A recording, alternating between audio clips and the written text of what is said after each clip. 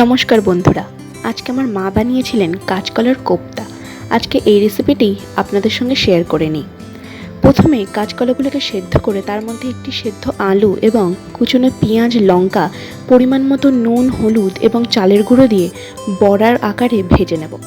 তারপরে কড়াইয়ে জিরে ফোড়ন দিয়ে তার মধ্যে কুচনো পেঁয়াজ, লঙ্কা, আদা এবং রসুন দিয়ে ভালো করে কষিয়ে তার মধ্যে পরিমাণ মতো নুন, হলুদ, লঙ্কার গুঁড়ো এবং জিরের গুঁড়ো দিয়ে আবারও কষিয়ে বড়াগুলোকে তার মধ্যে দিয়ে নেড়ে চেড়ে নেব এবং দেখতে হবে যাতে নাড়ার সময় বড়াগুলো ভেঙে না যায়।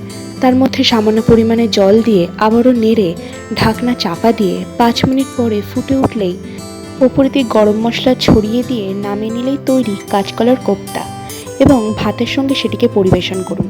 আমার মায়ের এই রান্নাটি কেমন লাগলো কমেন্টে জানাতে ভুলবেন না এবং লাইক এবং সাবস্ক্রাইব করবেন। ধন্যবাদ।